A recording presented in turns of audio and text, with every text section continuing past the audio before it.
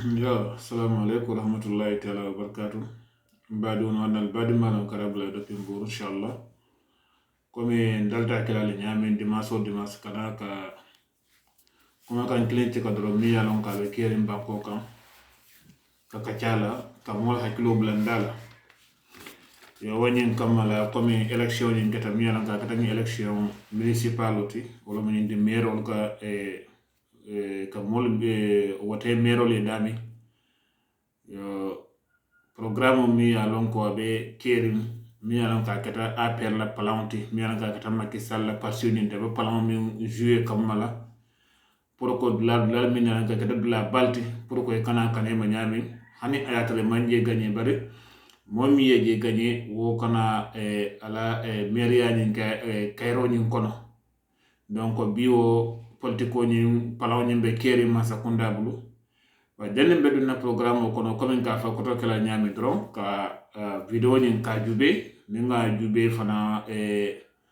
ke abonné ji hani bi ka dal dron ka abonnement ni ka fenke hanbi be tembo min to be jam fana na demondi ka dal fana min satene martel ko fana si son yano nyami alon ko hani mbaka molsi kirlo keno nyami ni kacha faka wala ko wala Casamance la ko wala Sonko do la ko wala anin na ko min ya non ko be sola de la natara dulal to pour qu'on se sorte no nyame ka to mojo ma fan bo ko wala ki ka wala nyama say mojo wa bije min ya ko be kata bitelel to e matériel say ya di le funding ki wala ki radula la fontandi ma sa konda ka je ni réseaux sociaux to mi ka kata ni Facebook wala YouTube wala to donc kon nem fana lo qualité ni soto bashallah badono abe son yala le zeka paka wala ku jamal bondi ngon Sonko do la ku jamal bondi ka paka ka Casamance la ku jamal bondi donc wonyen kamala kana ka mul be konton ka mul be jayi lamur nya nyimma mi yalan ko ka kenna kibaro dula ninna video dula ka mul tentu bake ka mandin ka du tentu ka mandin ka du fanan kal dan ka so duala fo duwa mi yalan ko vraiment c'est no cool sambani no nyata bado no yo wonyan kamala nata pour nali min ka wala mu programme mi ya non ko abe geje way sate kono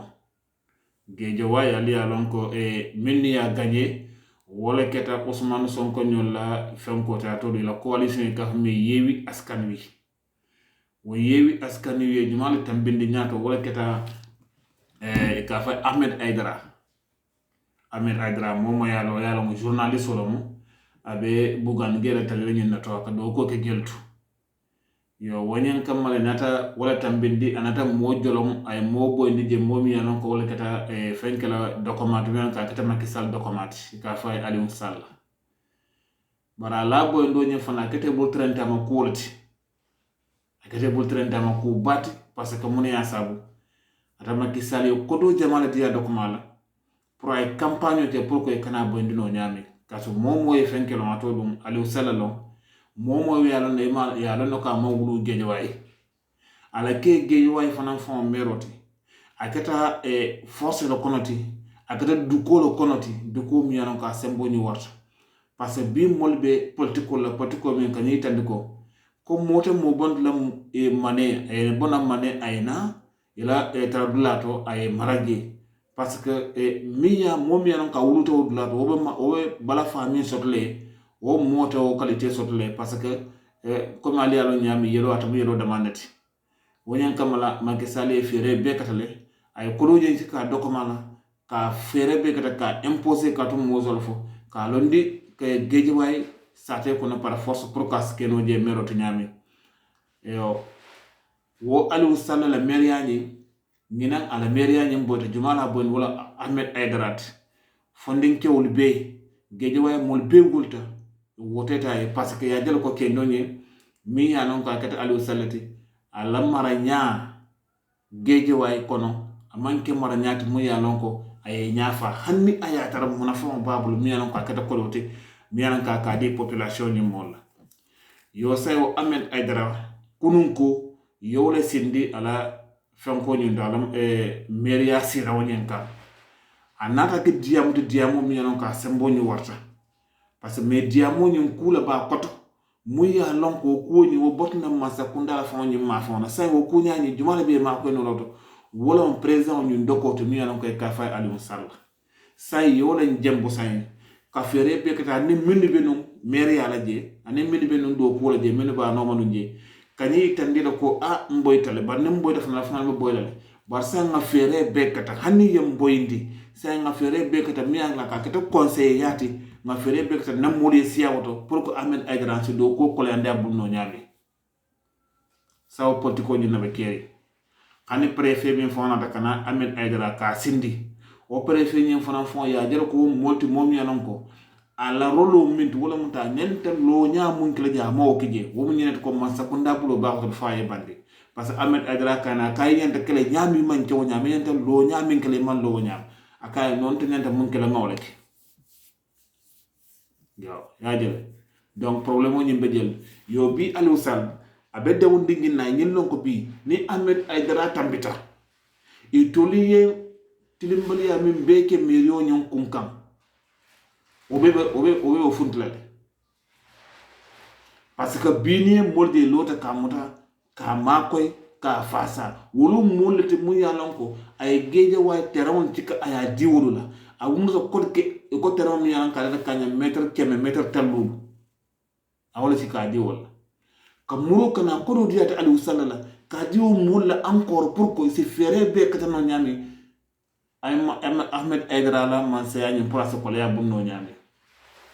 ye wote mi ya lonko ye fere be kata pour que conseil municipal wala munte mon mini ya lonko e batalla nakri mero la e ka yamara ni ka sika kaka ye fere be kata ko pour to la mol siano woto ko to ni le mol siata woto wo mo ñinete comme ça Ahmed Aidara na ko mo fa hanni ayatara jeje wayla kayro la mate jeje wala ñamta la moade iba ko le andila bolla sike ay ki asigati kala say bo politiko ñinala c'est que Ahmed Aidara ka gal fo ay décourager ta et ka former commission spéciale wo ka bonam man sakunda la ma fawla wo be kala mollete muy ya lon ko man sa fawde bol tombon na ke sindi geje way kun donc yalla mairie yo no wole sitaji wolote mo kotin na kuma kawo bole namge président yi mu fay bole kala je ko woto Ahmed Aidara atela ke man mero tija nafata la say nafata ibo programme mo nyinnata pour ko Ahmed Aidara la programme mo nyi mi ya lon ko aya londi pour ko sa tinyano abunno nyami kunun ko ba ya sindo watlo kunun ko tata je pour kala do ko nyen commencer wala mo nyenti Aliou Sall ye do ko be commencer kula ay dandi dami ani min fana be keso to ko mino nyina keso to ani fana ni atra fon ko mino nyina keton pour ka beti ka be di Ahmed Aidara mais at Aliou Sall ma sona na laje préfet fana ma sona na laje préfet mi yaron ko etra do ko minute wala mo nyenti ko yena ye kendo nyen sinda la do ko siraw nyen kan e ka fano mi sita tele la do ko mo da manati ya kuma kan bije mi yaran ko e ko lofo ka fo ko ne do ko yin so nyen pouvoir o minna mbe nyen kendo sinda la do ko bunda nyen to comme mo no wuteta e nyami anin fana do a fo nyami itala kuma kan dan ta wolto kuma kan ko tente bul ku nyanya da sa mi yaran ko e sa fo je pour ko ase mol hakilo nyen nyanyande hani policier min fanan fon budget policier min ni alon ko be geje waje mairie nyam kono pour que si monu tenkundi no nyami wol fanan fon man do la lo la nyet kono waya ni tan lako badum e to nyim préfet o sous préfet o policier o yolu be sanne yebandi ye kodo di Aliou Sall yolu be sanne yebandi ale fana min yalan ko be Aliou Sall ko min yalan ko kabri Aliou Sall be mairie ala ay terawon ci ka aya dila ay kodol ci ka aya dila ni na fa ko nimboyta ala boylande ala tabayda Aliou Sall boyta say ba silandi ngin na ko ni Ahmed Aidara na de toliyo ma siboli min kije ko ni wona to be wolbe bondale bidon say bo findi wala tama pour ko Ahmed Aidara kana hana bi masiya kala bari isi conseil na kinda la conseil min yalan ko wo fonna kilum bebe kala aperlet o yatna Malick Gakou Bougane Gueye Dany fenke Mayakor Diouf musoni mimbe fenke atodum fenke balaje Guédiawaye balaje wol be wulta kata Ahmed Khalifa Niass Ahmed Aidara kata ka sembentu yandi abla wada fana délégation wulindi ala parti ni ngono pour kata sembentu yandi ka foye ala sembentu yandi je pour ko kana sembo ni wafa ma je nyame Racine Talla mi yalon ka be télévision ni kunton ka yala Sénégal la télévision ateni Khadija Mayakor Diouf wala ya ta boyndi ala me yonyento o kam fa bo fana mbala parce que mobi ya ko ata fana me ya sindi télévision ni dolo Macky Sall atele nyim programme be sambana nyim makamba be atele ya be sambana pour que kende woni na programme woni katinya no abul no nyami parce que nim lon ko bidu la dul bije minni ya lon ko be Dakar sa tani ko ni il faut tawodula hani photo la bari fere be kata yela mol nakindi wo mario nyina dam ko dron wo moye ko commencer ka ken aya tra mi an ka metol arranger ka fonyo e fay fote masakunda e bola programme e bola plan nyinto o plan ni e bola to sawo commission spéciale ni wole ka ke bonde te min ya lon ko wole ka bona masakunda la ma fon la mu ya lon ko ni masakunda e min fo wole ka bar wala adum ni wotata ke masakunda si wole mutajele fo sangilulo be ban far Ahmed Aidara talama ala mariya ta na faso to laje hana métier hana na métier ko fon salaire min fa ka so ata so la masakunda bo palaw nyin na jouer la abo palaw nyin na kunna pour que Ahmed Aidara kana keno fenti Guédiawaye ni satani parce que mom ya no Guédiawaye mo commune Balati commune Balam Guédiawaye o policier ñim fanan fond wala mi ñente sécurité garde la je wala fana ye bam far ke bam far Ahmed Aidara ko akoy al son alala ñente mun nal so wala al bigenne molu mal bonde aliye manda fulake katu mosul alayhi sal e kay say nin Guédiawaye ko lu nata yela fanko nyin cika to do yela karto nyin cika ya dinte ba woku ya taliye aka woto atul man la alala adu wala mu de parce que mo fon ya non ka jakalo ni wata ni tata Barthélemy Dias benu mairie ya fana dami yalon ni be mairie ya dami ni bota woto e kata fanko nyin gon Dakar maire ba nyinti iba mero adami molmi yanan ko biye conseil municipal o min biji wolol ka wote pour ye maire do sindi mi yanan ko asite remplacer wato minna ite botage parce que Dakar mo commune mairie baramat mairie o mi yanan ko commune ol ba kono taren sawo commune o ni te bo commune o ni mairie ni na ni be sate banye fon mairie ala sain comme eba commune minto wo conseiller wolel kana wote de malutema ye mo ci kami ya lon ko bole sen leta note atani Macky Sall ma fanko ni pationi aper ni encore e be fere fana fon be kato kanne pour mo kana soto je mi ya lon ko abe Barthélemy Dias remplacer le tia adnakita Barthélemy Dias la il hefta ke molte momi ya lon ka nyande kala aper nkolti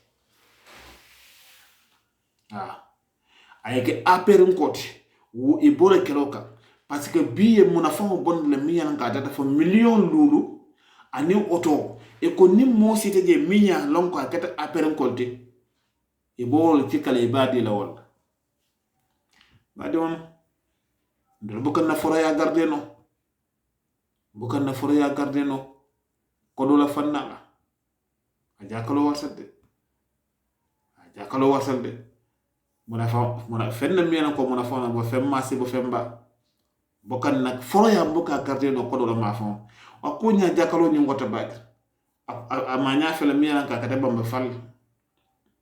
ha medina kolla mero bi ni aya lo mimba kambialo ala komino nyon kono medina kono anin Dakar sa onin Senegal banko kan ni aya lonnum atatala e fenge Macky Sall feji parce que Macky Sall ko do la fay ay ko do jamala lay aka ni la fana mbe kala ministre to mi anam ko batala nakirna le kay yamar te Macky Sall bu ko mola yamar moy abuka mola yamar moy wala fana fana hatina mo jamala be mu yanam ko ina man tano nyin wote nyin ko sawa bamba fala wala tikana nakinda fanna bara bibe mba fala bi kuma kama mimbe ba kan afon no komino kono ko medina kono bi e kan nemo min tala je e ka sabotero min tala je woni tan do kate fon fen ken natra ku ken rom dron bi medina ko ni to belal tu medina ko ni to belal tu ya bet ya abe a fota beda marina ka ketal de ako ka ketal bati bi masakunda pan ni na masakunda bulu blog la ni atra commune balam wo commune ba ni ete mo merote ni manya kunduna sotna ete bulu e ba ferele be kato kan kam mulu sambaje pourko ni be sin la lomene ye pochax ba fon kije ye makam ba kije ni makaw ni semba wota sete man sino yaji ko kunya nya kata nyame abukata ko mafakata nyanato masakunda ko he yalan mekere ni makaw ni daw tunu la je me commission spéciale mbolo lon la je masakunda la mol ci kay londigi mol mi ni yanon ko le betal la je adi te bolage tank masakunda mele bo wato foya bi président Macky Sall abo programme mo ñu nakona biya do ko ma nya la ni blanto atela buro ba koto adoko be moni ben nakirale be ma nya la président na bulo be koto ay ko do ñi ci kala ya juromi bulu ako ali fere ke ali ala mansia nyale a saboter ali Ahmed Aidara la mansia ako ali a saboter parce que yalo président Macky Sall atako nem France ye banko colonisé wo banko molu buka o président ni wolu buko sindi France la ko sindi ha ako parce que ko na ba katala kataka ta mon tolto e ka wada mon te Élysée wala mu France la palais badame ko banko ni atra France no le be nyobulu ile France la colonie wala moyti ako banko ni be isini la akataka ja France la parce que khani ayata la bi mol be tembo mento mol ni gagné nya min kala ni mairie yol ni ne baata bulu ko bibi nin lafta ka kemman sa tembita de France la koma wala be mako parce que tout se discute tout se discute à l'Élysée ako ko be ka tia wala to momo ni mo fundu mo sorte mi yaron ko France le de coloniser lafta kemman sa te ako ni be kemman sa te beta de France la koma sen ni ata beta de France la koma adon me président dum ni ma président ya ko dan tan bi je ni ma wala sotno ila man siya baka dia wala tna François Hollande de France le président a démissionné de alors que bola nun na fonke bari kaya bar folo fonin président na élection ni keta parce que mon ya sabu ala kan sembo ni man wara no France banko kan parce que député min ba wala man siya adon kata o député wote le kan yo biya be tembo min do ka fere be kata wo député wote ni mon mini anan ko yela dulal gagner ka fere be kata ke sabana fan kanna pourquoi sol gagner no nyaay bar yalla man ko fana kala mu parce que mun sabana fan kanna e ko ba yela dulal ay dire sek sabana ne isa sek ya bouté pe ke sa te ko ne han dulal kala ma sot no déjà han dulal kala ma sot no ay alamuta ama fa koy man gagner ama wurja ama fa fenke ama ja comme Aliou Sall ya kanyami ay alamuta asita wanya mabado no parce que nyim ko ya kanyela wala mu farayat ate mol se ba fam kanna e ko lu buti electoral dulal ginta kon woto name je ko me ya soto ni élection mero la élection wala ba sot la député l'élection de badi do wo programme ni wala be kere folo wala be kurkurling pour que Ahmed Aidara kala man sa tinya bulu kala kul be tinya bulu hana be kala mero bar mer ya to 15 no batalla kam bari kuma la tarla bulu je bado e bolo ko nyento ani mer mos fana ye ferebe ko to kam pour ko ni mimbe kaje ye million lul ci ka yadira ye woto ni ci ka yadira pour ko sara no tani APR coalition APR la problème ko programme ni to bado yiram ko bakonti mamou sot no bado ni bi pour na le na ka katala comme nga fal ñami nit ju be ka dron ki abonné dron wodron na ben solo chance parce que hani bi mbokk directeur ni sot no pour ka ke YouTube le directeur han sam ko be desadini ado ngalo momin kala moy o siata bak o mo wi lo lel non be abonné kay ala so nyala mo le bak ala barka nan ba di malam krab la depuis Mbour inshallah fo sila do ala barka